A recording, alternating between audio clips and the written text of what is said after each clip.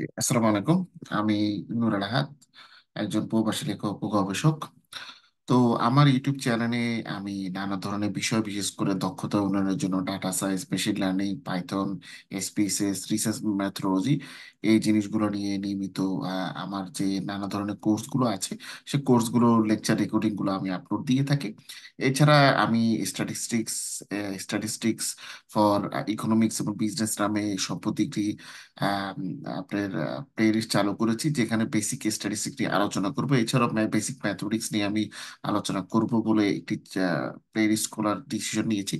আজকে মূলত আরো একটি নতুন চ্যালেঞ্জ শুরু হলো। এটি হচ্ছে যে বাইরে পড়াশোনার জন্য যে নানা ধরনের বৃত্তি আছে, ইতিপূর্বে আমি আসলে নানা ধরনের লেখালেখির মাধ্যমে বাইরে পড়াশোনার জন্য বাংলাদেশি ছাত্রছাত্রীদের যে সুবিধাগুলো আছে সেগুলো নিয়ে লেখালেখি করেছিলি। এখন হচ্ছে আজকে থেকে যে ভিডিওতে মাধ্যমে হচ্ছে এই জিনিসটার শুরু করব। তো আশা করছি আপনাদের সবার সহযোগিতা থাকবে, কারণ আপনাদের সহযোগিতার মাধ্যমেই এই এই জিনিসটা এগিয়ে যাওয়া সম্ভব।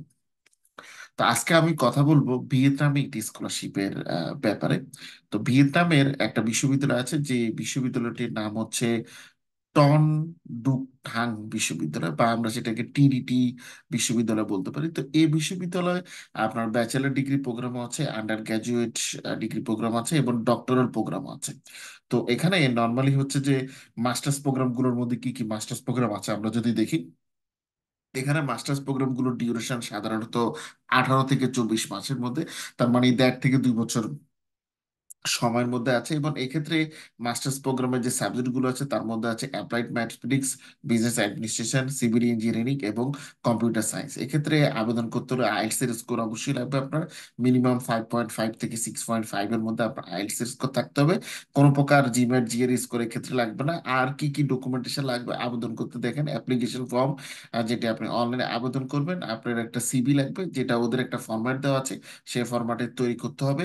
আপনাকে আপনার ব্যাচেলর ডিগ্রি যে ট্রান্সক্রিপ্ট এবং সার্টিফিকেট আছে সেটার আপনার কনসুলার থেকে লিগালাইজ করতে হবে। তার মানে বাংলাদেশে ভিয়েতনামের যে আপনার কনসুলেট যদি থাকে, সেখান থেকে হচ্ছে আপনাকে এটা হচ্ছে আহ, সে কনসুলেট থেকে রেজিস্ট্রেশন, সরি, নোটারাইজ মতো সেটাকে অ্যাটাস্টেড করে নিতে হবে। এটাকে মূলত কনসুলার লিগালাইজেশন বলা হয়ে থাকে। তবে এক্ষেত্রে আপনারা বিশ্ববিদ্যালয়ের সাথে আলাপ করতে পারেন, যদি কনসুলার লিগ্যালাইজেশনে আপনাদের কোনো প্রকার সমস্যা হয়, তাহলে আপনারা জিজ্ঞেস করে নিতে পারেন যে নোটারি পাবলিক করা করা হলে কোনো সমস্যা হওয়া হবে কিনা। আশা করি যে নোটারি পাবলিক নিয়ে আপনারা এক্ষেত্রে মানে ওদের সাথে যোগাযোগ করতে পারবেন। তো এখানে এই যে মিডিয়াম অফ ইনস্ট্রাকশন গুলো, হাউ টু অ্যাপ্লাই এর ক্ষেত্রে দেখেন যে অ্যাপ্লিকেশন ফি দেওয়া আছে ওদের। এর পরবর্তীতে আমরা যদি চলি যে ইন্টারন্যাশনাল ডক্টরাল প্রোগ্রামের ক্ষেত্রে, ডাক্তারের প্রোগ্রামের ক্ষেত্রে দেখেন ডক্টর প্রোগ্রামগুলো সাধারণত 3 বছর থেকে 4 বছর মেয়াদী হয়ে থাকে, তাই এখানে ডিউরেশন 36 থেকে 48 মাস দেওয়া আছে। এবং সেক্ষেত্রে শুধুমাত্র দুইটা তারা ডক্টর প্রোগ্রাম আছে, একটা হচ্ছে সিভিল ইঞ্জিনিয়ারিং আর একটা হচ্ছে কম্পিউটেশনাল সায়েন্স। ডক্টরাল প্রোগ্রামের ক্ষেত্রে কিন্তু আইএলটিএস স্কোর 5.5 এবং অ্যাবভ আপনার থাকতে হবে। এবং এদের দেখেন ইন্টারন্যাশনাল স্টুডেন্টদের জন্য তাদের একটা স্কলারশিপ আছে, যে স্কলারশিপটা হচ্ছে আপনি টিডিটিইউ স্কলারশিপ। এই স্কলারশিপটা হচ্ছে নর্মালি পোস্ট গ্রাজুয়েট ইন্টারন্যাশনাল স্টুডেন্টদের জন্য। তো ইন্টারন্যাশনাল স্টুডেন্টদের জন্য টিডিটিইউ গ্র্যাজুয়েট স্কলারশিপ, স্কলারশিপটির নাম। এই স্কলারশিপের মাধ্যমে আপনি মূলত স্কলারশিপটা কয়েকটা ধাপে ধাপে দেওয়া হয়ে থাকে। মূলত 3 ধরনের স্কলারশিপ তারা দিয়ে থাকে। একটা হচ্ছে ফুল স্কলারশিপ। ফুল স্কলারশিপ মানে হচ্ছে আপনার যে বেতন কিংবা টিউশন ফি আছে সেটার 100% তারা হচ্ছে বেয়ার করবে। পাশাপাশি আপনার ওখানে যে থাকার জন্য যে অ্যাকোমোডেশন ফি, সেটাও তারা ফুল বেয়ার করবে। আর পার্সেন্ট যদি আপনি স্কলারশিপ পান, তাহলে সেক্ষেত্রে আপনার যে বেতন আছে মানে আপনার টিউশন ফি 50% তারা মকুব করবে, প্লাস অ্যাকোমোডেশন যে ফি আছে তার 50% তারা মকুব করবে, কিন্তু তারা দিয়ে দিবে। আর রিসার্চ স্কলারশিপ হচ্ছে অ্যাকর্ডিং টু পাবলিকেশন ফর টিডিটিউ।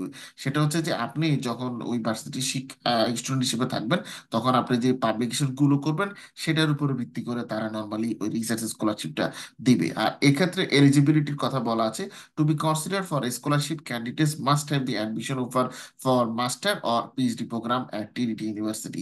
মানে স্কলারশিপে আবেদন করতে হলে আসলে আপনাকে স্কলারশিপে আবেদনের পূর্বে আপনাকে মাস্টার্স বা পিএইচডি প্রোগ্রামে অ্যাডমিশন পেতে হবে, তাহলে আপনি স্কলারশিপে আবেদন করতে পারবেন।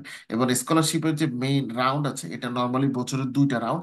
মেইন স্কলারশিপ রাউন্ড একটা হচ্ছে যে আপনার মেয়ের অ্যাপ্লাই নো লেটার দেন May 15 ইচ ইয়ার। তার মানে প্রথম যে রাউন্ডটা থাকে সেটা ডেডলাইন থাকে প্রতি বছরের মে মাসের 15 তারিখে ফল সেমিস্টারের জন্য। তার পরবর্তীতে আরেকটা রাউন্ড থাকে, যেটা হচ্ছে স্প্রিং সেমিস্টারের জন্য, এবং সেটার ডেডলাইন থাকে নভেম্বরের 15 তারিখে। আর স্কলারশিপে অ্যাপ্লিকেশন করার যে প্রসেসটা, হাউ টু অ্যাপ্লাই, সেটার প্রসেস হচ্ছে: applicants applying for a scholarship should submit the online application together with support documents and either send them as a scan document to GAT studies. আচ্ছা, সেটা হচ্ছে যে আপনাদেরকে যে কাজটা করতে হবে, এখানে কোনো কিছু আপনাদেরকে আসলে কুরিয়ার করে পাঠাতে হবে না। আপনারা পুরো আবেদনটাই অনলাইনে আবেদন করতে পারবেন। সো প্রথমে এই অনলাইনে আবেদনে ক্লিক করলে অনলাইন অ্যাপ্লিকেশন পোর্টালে নিয়ে যাবে।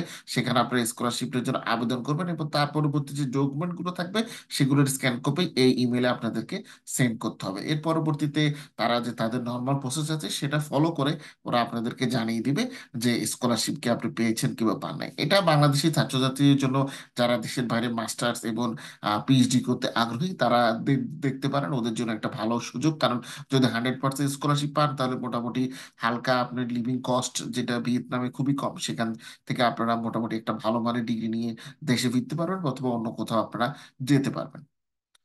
তো এরকম আরো অনেক সুযোগ সুবিধা জানার জন্য আশা করি আমার চ্যানেলের সাথে যুক্ত থাকবেন। আমি নিয়মিত এরকম নানা ধরনের বৃত্তিগুলোর তথ্য উপাত্ত আপনাদের দেওয়ার চেষ্টা করব। ভালো থাকবেন, সুস্থ থাকবেন।